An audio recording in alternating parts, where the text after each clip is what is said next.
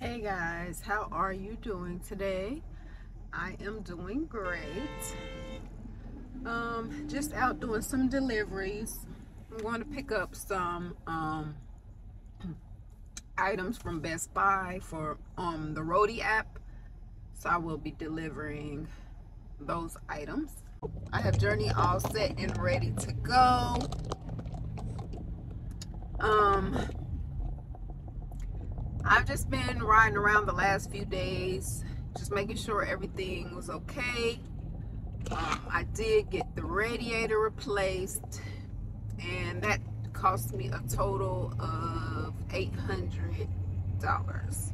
He did a couple of more things, but at this point it's like, okay, now are we just making up stuff or what? Because I don't even know. It's a lot. Alright, so first here first, when I got here, customer was saying that they discovered a leak on the right side of the vehicle and excessive leaking in the back. So I was like, So I went back to my car, I went over some notes and I studied some things. And then I came back and I started to assess the problem. So I was like, well, the system's overworking itself.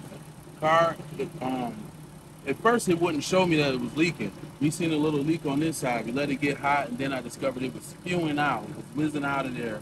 And I was like, oh, God. We had to replace the radiator, and we replaced the upper radiator hose. We put two nice brand new clamps on there. Along when you replace the upper radiator and the radiator hose, it's very important that you replace brand new thermostat and thermostat housing. We got the new thermostat and the thermostat housing that'll keep your temperature right. When I inspected the spring on your older thermostat, the spring had a little fluctuation in it. It was not as firm as the new one. So it was a good thing that we did that. $23 will save you a lot of trouble. Then I What do you mean by that? 23 bucks to save you out of trouble. Why you saying? because the thermostat housing was only $23, and Okay. and if you get stuck on the side of the road, the thermostat is one of the most important components in the car to keep your car from overheating. Right. And if I mean, if So you saying you can once you drive replace- with no thermostat, but you don't want a stuck thermostat. So once you replace the radiator, you go ahead and just replace the thermostat. Replace it all. Got enough air out? Look at all the air in there. You replace a lot of components with it. So now we had a very firm hose, and now we got a nice mushy hose. It's massagable. It's massagable. You can massage it. There's heat coming through here. Also, when I went in, I know you took it to the dealership, and you may have other mechanics on this car. I discovered there were loose connections on your fan. So I don't think your fan was activated because I don't remember when we ran it before that your fan was running like this. Now I hear humming. You know, it's humming.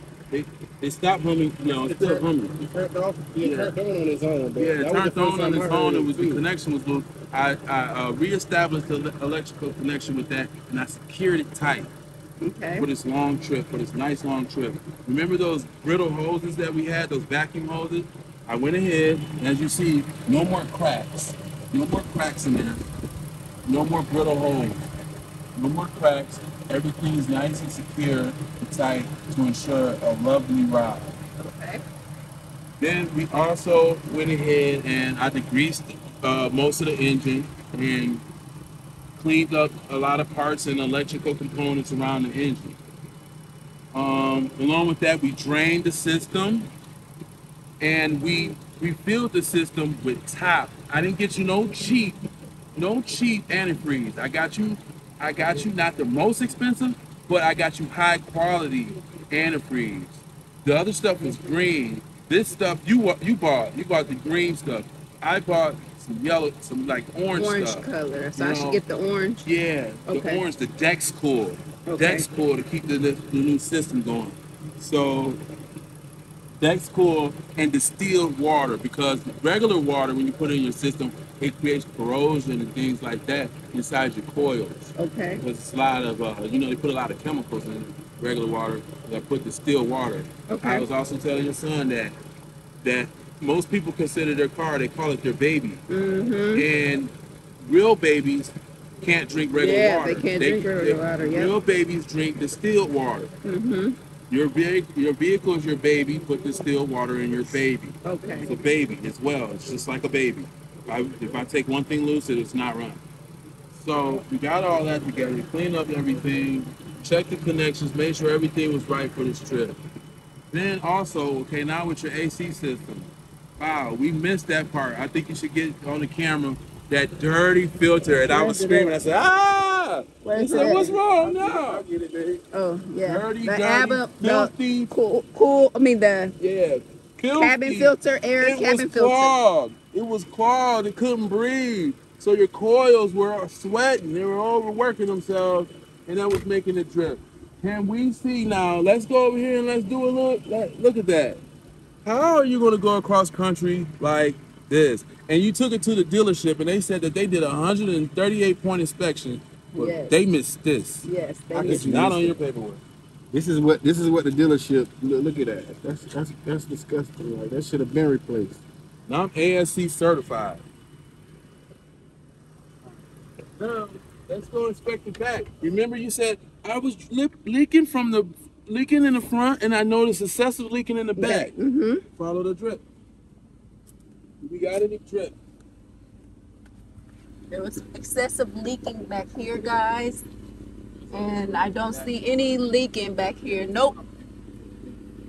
No leaking. Hey. And where did that come from? Do you know?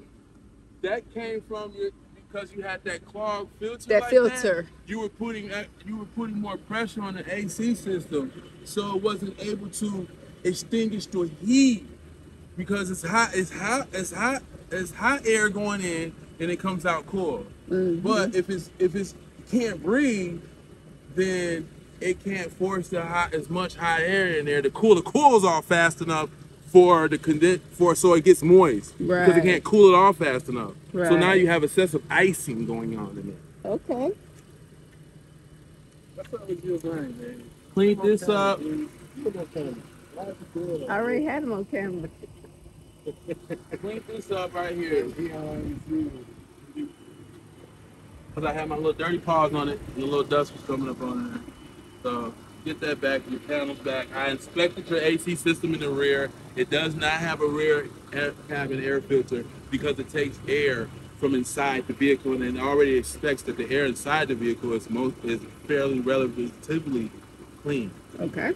Check the thermostat. Make sure the heat. We got your wiper system. We already examined that.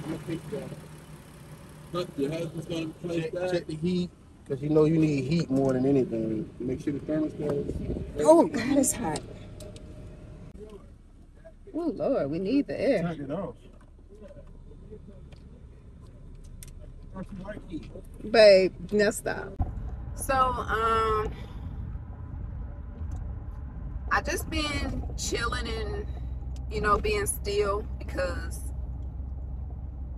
I don't want to hop on the road too soon.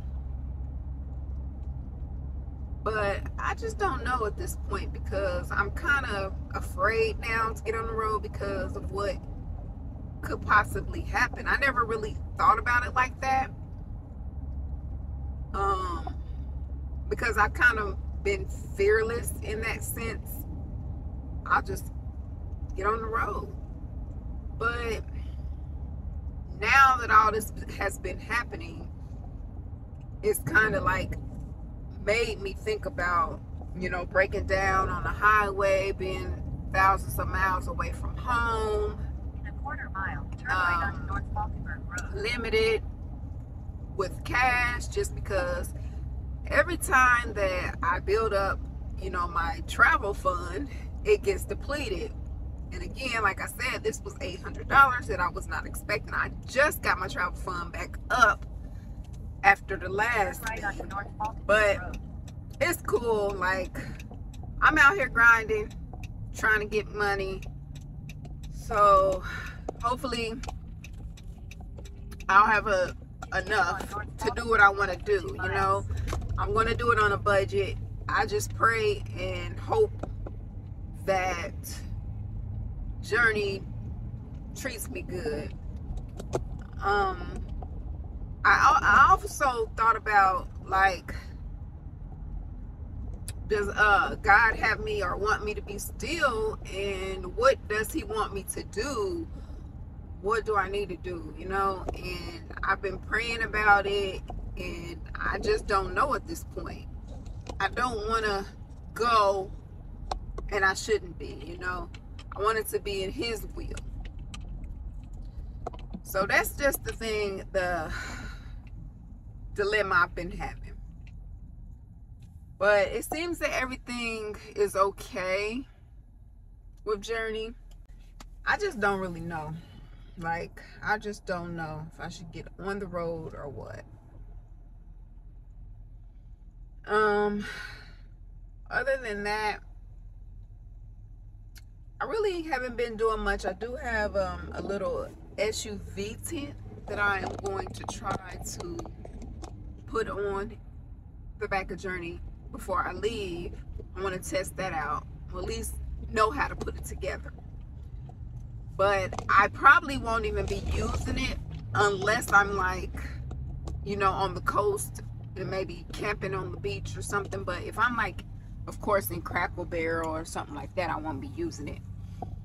But I still don't know exactly where I am going or where I should go.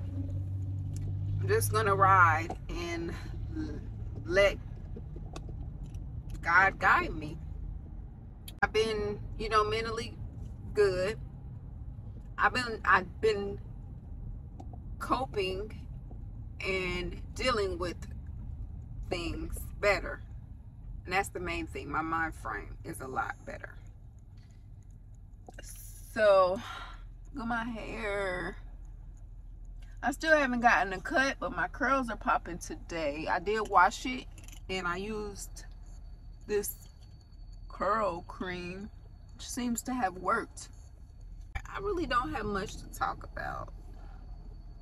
I just haven't really been in the mood to do content just because I haven't been going anywhere. And I was saying, everybody's thinking like I said I was gonna quit YouTube. I was joking. I wasn't gonna quit. I just said that I wasn't gonna post any more videos until I get on the road. But it's cool. Well, I'm going to get ready to head on over to Best Buy. Okay, so I have this SUV tailgate tent that I am going to try to put together. So, comes with some directions.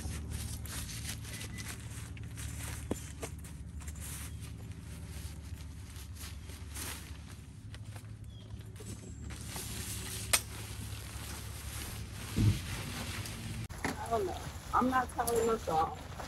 Maybe I have to stand up here. So, how you can do that? I'm only 5'3", so I might need a step stool. And if I start from the side over here, I might be able to get it.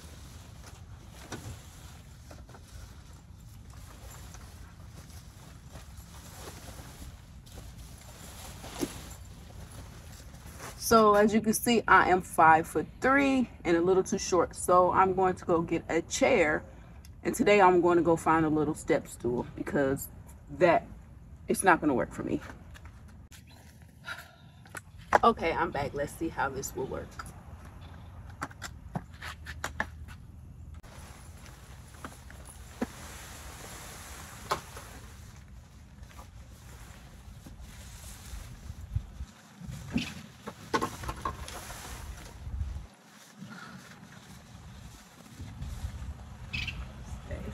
Stay.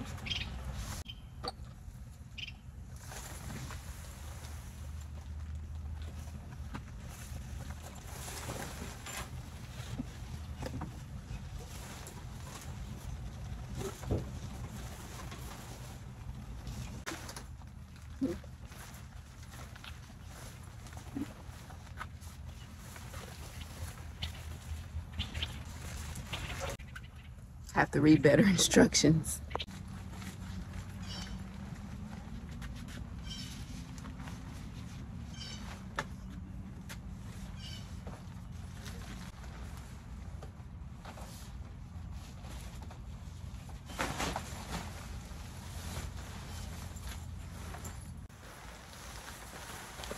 Okay, so it doesn't look like it will fit on.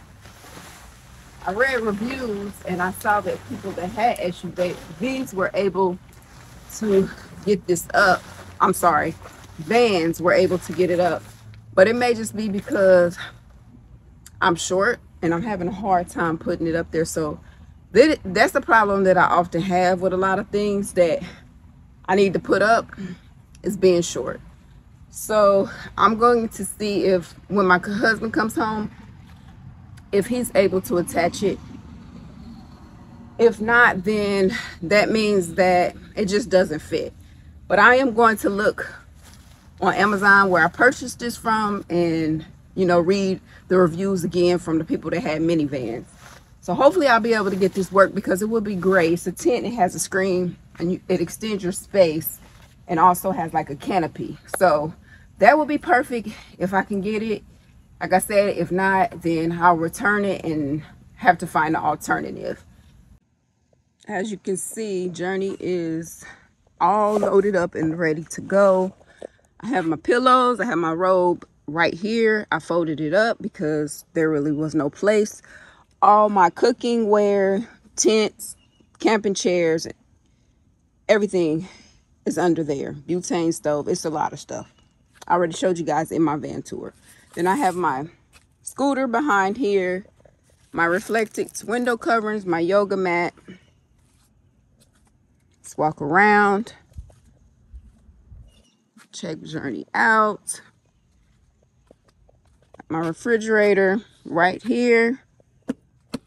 My fans, my reading pillow and blanket. There's a box with miscellaneous items like selfie sticks, ring lights, water pouches, and all of that in there. Of course, I got my books so that I can journal, and my books to read over here. So I took out the other thing that I had my clothes in and decided that it would be good. Put all my clothes down here under the stow and go area. So you just lift it up. So under here I have all my clothes. I believe I probably put like 20 something outfits in there. Socks, underwears, my shower stuff, bedtime stuff, earrings, a sheet, blankets, swimsuits. I have water to wash my hands, water to drink with, coolant, just a lot of stuff that I don't access a lot or won't need to access a lot is on that side. This side, like I said, I have enough clothes for a month. Then I just close it back.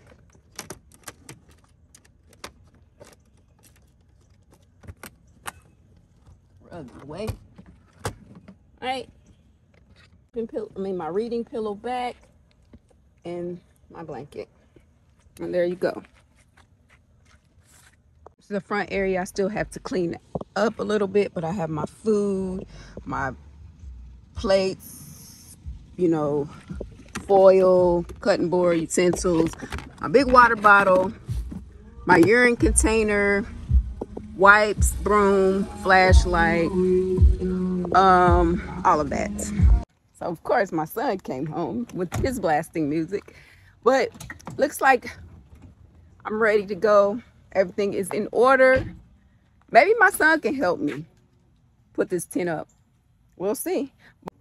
Just as I was complaining about Chosen pulling up with his music, he was able to get here and get it up. That's crazy. So I might be a little too short. So let's show you guys. So here's what it looks like up. And it's covering the whole back. And then it has zippers right here that you can unzip it to get in and out.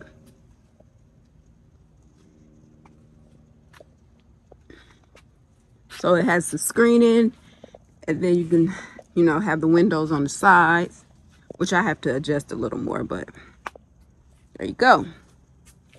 When it starts raining, You can pull this part down up here.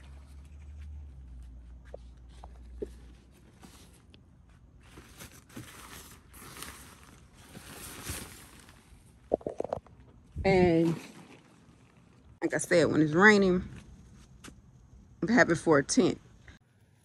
Okay, so I don't have the right ground area because I'm in the driveway, but I'm gonna show you guys what it would look like if I had the canopy up. I'm just gonna hold it up.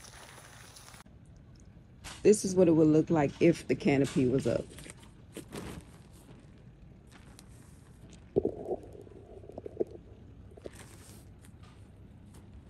Thank you guys for tuning in and watching. Journey is ready. Hi, Chosen. He just got a haircut for school tomorrow. All right, guys. Bye-bye.